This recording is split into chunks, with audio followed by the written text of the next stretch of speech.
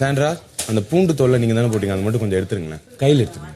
கையில தானே பிச்சு போட்டீங்க, கையில எடுத்துங்க. தெய்வம் நின்று கொள்ளும் அரசன் அன்றே கொள்வான். நம்ம பிக் பாஸ் ஆற விட்டுட்டு அரசனால் கொள்வாரு அப்படின்றதுக்கு ஏத்த மாதிரி நேத்து குப்பைய போட்ட சாண்ட்ராவை இன்னைக்கு எல்லா வேலையும் இவங்க தான் பாக்கணும்னு ஒரு கண்டிஷன் போடுறாரு. அதுக்கு வழி நடத்துறதுக்கு விக்கல்ஸே போட்டாரு. நேத்து விக்கல்ஸ் தான் கிளீனிங் டீம்ல இருந்து இவங்க போற பூண்டு தோலை எல்லாம் எடுத்துக்கிட்டு இருந்தாரு. கையில எடுத்தோமா இல்லையா?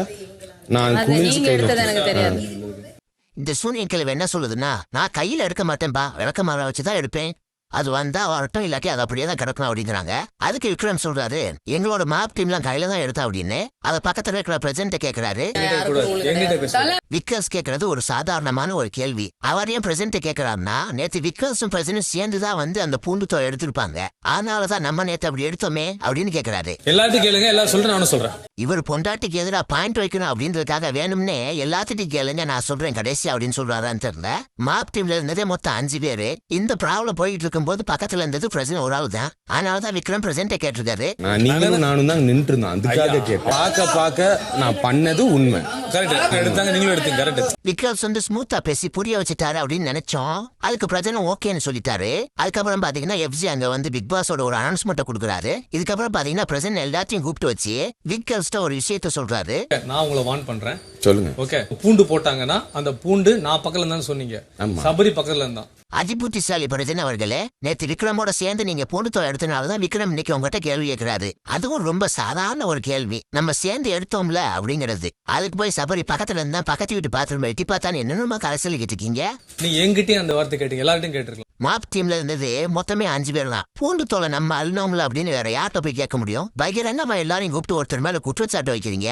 அப்படி வைக்கக்கூடிய ஒரு குற்றச்சாட்டுலயே வந்து கேள்விகள்லாம் வந்து அர்த்தமற்றதா இருக்கு. இதுல இருந்து நமக்கு என்ன தெரியுதுன்னா, பிரசன்ட் ஆவேசம் மட்டும்தான் இருக்கு, அறிவில்லை அப்படிங்கிறது தெரியுது.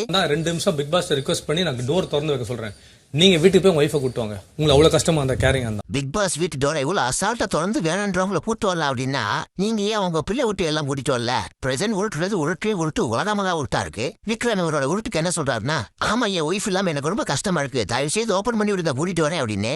அத அவரோட நக்கலான பாணியிலே சொல்றாரு. கஷ்டமா இருக்கு, எனக்கு ரொம்ப கஷ்டமா இருக்கு, நீங்க போய் சொல்லுங்க. நான் பேசி பிக் பாஸ் டோரை திறக்க சொல்றேன்னு சொல்லியிருந்தாரு. இப்ப நான் நீ சொல்லி திறந்து விட சொல்லு அப்படிங்கிறாரு. என் உடம்புல ஓடுறது போலீஸ்காரர் ரத்தம் அப்படின்னாரு. ஆனா பேசுறதே இப்படி பிறண்டு பேசுறாரு. நீங்க தானங்க சொல்றேன், நீங்க வாய்ஸ் ஏத்தாதீங்க. விகாஸ் கேட்கிற கேள்விக்கு பிரச்சனை பதில் சொல்ல முடியல. அதனால சப்ப கட்டுறாரு. வாய்ஸ் ஏத்தாதீங்கன்னு சொல்லி வேற மாதிரி கொண்டு போறாரு. புருஷனும் பொண்டாட்டி நல்லா நடிப்பு கரங்களா இருக்காங்க. இதுல மட்டும் என்னதான் பிரச்சனை தோரணையை போட்டு பேசினாலும் விக்கல்ஸோட நக்கல்ஸான பேச்சு பிரச்சனை ஒரு புஷ்வானமாக்கிடுச்சு. ரொம்ப கஷ்டமா இருக்கு, என் வைஃப் கூட இருக்கணும் ஆசையா இருக்கு. இது வரைக்கும் கதவை திறக்க சொல்றேன், ஒய்ஃபை கூட்டிட்டு வான்னு சொல்லியிருந்தாலே இது வீக்கெண்ட்ல சொல்ல உடனே அனுப்பிச்சு வைப்பாங்க அப்படிங்கிறாரு. இப்படி மாத்தி சொல்றது வந்து தெரியுது. பிகாஸோட கேள்விகளுக்கெல்லாம் வந்து இவங்க பதில் சொல்ல முடியாது அப்படி பேசுறாங்க அப்படின்னு. அப்புறம் என்ன டேஸுக்கு பிரச்சனை அவர்களே, கதவை திறக்க சொல்றேன் ஒய்ஃபை கூட்டிட்டு வந்து போன்னு சொன்னீங்க. ஹஸ்பண்ட் ஒய்ஃப் சேர்ந்து வராதீங்க சொன்னா மட்டும் ரோசம் வருது. நாங்க தனித்தனியா தான் வளரோன்னு சொல்லுவீங்க. அப்புறம் இப்ப என்ன டேஸுக்கு 2 பேரும் சேர்ந்து வந்து விக்கல்ஸ் சண்டை போடுறீங்க? அமித் லவ் சாங் பண்ற ஒரு ஃபீல் எழுதினார்ல, ஐயா பிரஜன் ஐயா நீங்க ஃபீல் பண்ற ஏன் பிரஜனையா நோன்றீங்க? வாத்தியார் மகிய மக்கு போலீஸ்கார மைய பொறுக்கி அப்படின்னு ஒரு டைலாக் இருக்கு. பிரஜன் அடுத்து பொறுக்கித்தனமா பேச ஆரம்பிக்கிறாரு. அவர் யூஸ் பண்ணக்கூடிய வார்த்தைகளும் விரலை காட்டி அவர் செய்யற செய்திகளும் ரொம்ப வல்கரா இருக்கு. நோண்ட நடுவுல முன்னாடி நோண்டியா? நீங்க தானங்க பின்னாடி நோண்டாத, முன்னாடி நோண்டு. அந்த பின்னாடிலாம் நோண்டலங்க ஐயா, அந்த முன்னாடி தான் பேசினேன். பிரஜன் இப்படி ஒரு விரலை காட்டி சொல்ல ஆரம்பிச்சதும் கேமராவை திருப்பிட்டாங்க. இவர் இப்படி சொல்றது அப்புறம் போட்டிருந்தா ஊரே ஒரு காடி திருப்பி வெளியே அனுப்ப சொல்லியிருக்கோம். இதை பாக்குற வியூவர்ஸ் உங்களுக்கு தெரிஞ்சிருக்கும் அவர் இப்படி ஒரு விரலை காட்டி பின்னாடி நோன்றதா எதை சொல்றாரு அப்படின்னு. அப்ப நீ கல்யாணம் பண்ணா வந்திருக்கணும், கல்யாணம் பண்ணி முடிச்சு வைஃபை கூட்டு வந்துருக்கணும். இப்ப சொன்ன வார்த்தைகள் மூலமா தெரியுது இவருக்கு மண்டையில மூலையை கொஞ்சம் கூட இல்ல அப்படின்னு. பூமர் மாமா பிரஜன் அவர்களே, நீங்களும் உங்க பொண்டாட்டியும் வந்து கிழிச்ச கிழிக்கியே இனிமே பிக் பாஸ் எந்த சிஸ்டம்லயும் கப்பல் சொல்ல கொண்டு வர மாட்டாரு. நான் ரிக்வெஸ்ட் பண்றேன், பேச முடியல நான் பேசுறேன். பிக் பாஸ் வீட்டுக்குள்ள வந்து 20 நாள் ஆச்சு. இது வரைக்கும் உருப்படியா கிழிச்சதா வந்து தெரியல. வந்திருந்த 2 நாள் மட்டும் உதார விட்டுட்டு சவுண்ட் விட்டு தெரிஞ்சாரு. அதுக்கப்புறம் ஆள் எங்க போனானே தெரியல. மிச்சரை தின்னுட்டு பொண்டாடி செய்யறதுனா வேடிக்கை பார்த்துட்டு இருந்தாரு. தனி கட்டஸ்டா இருக்கேன், உங்களுக்கு அவ்வளவு தைரியமா வந்து பேசுங்க. அதுக்கு நான் உட்காந்து பேசுறேன். நான் முன்னாடி எனக்கு இதுதான் புரியல, நான் முன்னாடி பிரசன் என்னதான் ஒரு சைஸா உட்காந்துக்கிட்டு சண்டித்தனமா பேசினாலும் விக்கர்ஸ் தனக்கே உண்டான முகபாவனைகளையும் நக்கல்ஸையும் போட்டு பதிலுக்கு செஞ்சு விட்டாரு. அன்ஃபேராக்கு நான் சொல்றேன், அவர் சொல்றதை நான் தடுக்கல, நான் சொல்றது யாரும் தடுக்க கூடாது, அவ்வளவுதான். சரி ஓகே, அப்ப நீங்க சொல்லுங்க. விக்கர்ஸ் என்னதான் காமெடி பண்ணி பேசுற மாதிரி தெரிஞ்சாலும் தான் சொன்ன பாயிண்ட்ல இருந்து அவர் பின்வாங்கவே இல்ல. நான் அப்படிதான் சொல்லுவேன். கப்புள்ஸ் விளையாடுறீங்கன்னு தான் சொல்லுவேன். அது என்னோட ஒப்பீனியன். அதை சொல்லக்கூடாது, நீங்க சொல்ல முடியாது அப்படின்ட்டாரு. இந்த கேம் வந்து கப்பலா ஆடுற மாதிரி தெரிஞ்சது விக்ரம். எல்லாம் கேப்புமே எல்லா கேமும் விக்கல் சொல்றது ரொம்பவே சரி. சாண்ட்ரா பண்ண சீக்ரெட் டாஸ்க்ல அவங்களோட கூட்டாளியா பிரசன்ட்னு சொன்னாங்க. ஆனா அந்த சீக்ரெட் டாஸ்க்ல பிரசன்ட் சாண்ட்ராவுக்கு எந்த விதத்துல உதவியா இல்ல. இருந்தாலும் சீக்ரெட் டாஸ்க்ல நாமினேஷன் பாஸ் வின் பண்ணத பிரசன்ட்க்கு தூக்கி கொடுத்துட்டாங்க. அதுக்கப்புறம் இந்த வார டாஸ்க்லயே ஸ்டார் பர்ஃபார்மர் யாருன்னு கேட்டதுக்கு பிரசன்ட் தான் ஸ்டார் பர்ஃபார்மர் அப்படின்னு வெக்கமே இல்லாம சொன்னாங்க. அவர் பண்ண பெர்ஃபார்மன்ஸ் 1 hour சொல்ல ஒண்ணுமே வரல. இங்க யாருமே இனிமேல் வந்துட்டு அவங்க 2 பேரும் கப்பிள்ஸ் அட்ரஸ் பண்ணாதீங்க. விக்ரம் எவ்வளவு தில்லான ஆளுன்னு இதுல இருந்து தெரியுது. விக்ரம் காமெடி ஷோ பண்றவரு, ஆனா நான் லைஃப்ல காமெடியன் கிடையாதுடா அப்படின்றத வந்து இந்த வார்த்தைகள் மூலமா அவர் நிரூபிச்சுக்கிறாரு. ஃபேஸ் டு ஃபேஸ் சொல்றாரு முடியாது அப்படின்னு. இது அவரோட தைரியத்தை காட்டுது. என்ன நடக்கும் பண்ணு எவ்வளவு தூரம் நீ பண்றான்னு பாக்குறேன். நான் பாக்குறேன் இங்க எவ்வளவு தூரம் நீ போன்னு பாக்குறேன். பேப்பர் ரவுடி பிரச்சனை அவர்களே, நீங்க பாத்துக்கிட்டே தான் இருப்பீங்க. ஆனா நாங்க பாக்குறது நீங்க அடுத்த வாரம் ஷோல இருப்பீங்களான்னு தெரியல. அடுத்ததாக பிரச்சனோட 10 மாசத்து பத்தினி சூனிய கிழவி சாண்ட்ரா விக்கர்ஸ் லைன்ல வராங்க. அவங்க விக்கர்ஸ் என்ன கேக்குறாங்கன்னா, நீங்க இதுக்கு முன்னாடி ஷோ பார்த்தது இல்லையா, கப்புள்ஸ் எல்லாம் வந்திருக்காங்க அப்படின்னு சொல்லி.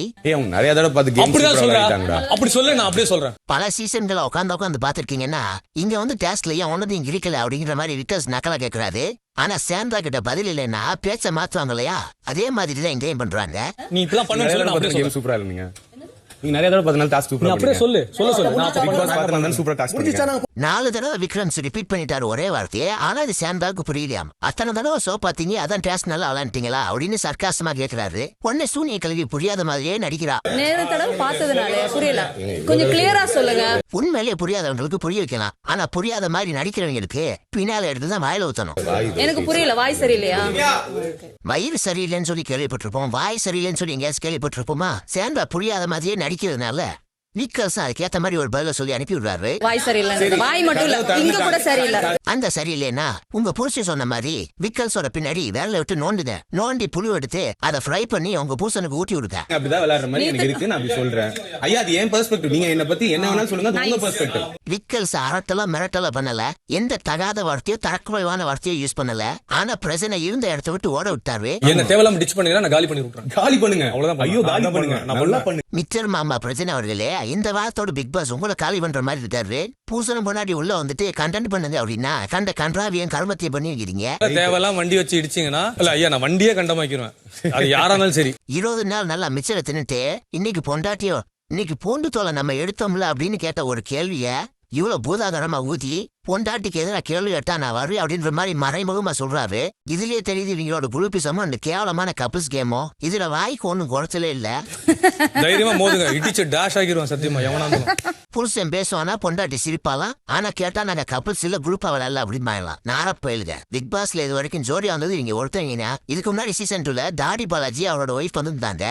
ஆனா அவங்க சேர்ந்து வரல, ஒய்ஃபுக்கும் அவருக்கும் பிரச்சனை இருந்துச்சு. பிக் பாஸ்ல ஒருத்தனுக்கு சான்ஸ் கிடைக்கிறதுக்கு பல வருஷம் காத்திருக்காங்க. சூனிய கிழவி சாண்ட்ராவும் பூபர் மாமா பிரச்சனும் உள்ள வந்து கிழிச்ச கிளிக்கு இனிமே பிக் பாஸ் ஜென்மத்துக்கும் கப்புள்ஸ உள்ள விடவே மாட்டாரு.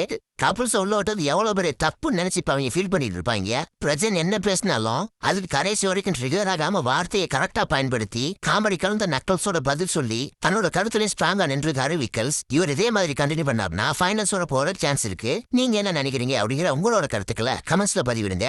நன்றி, வணக்கம்.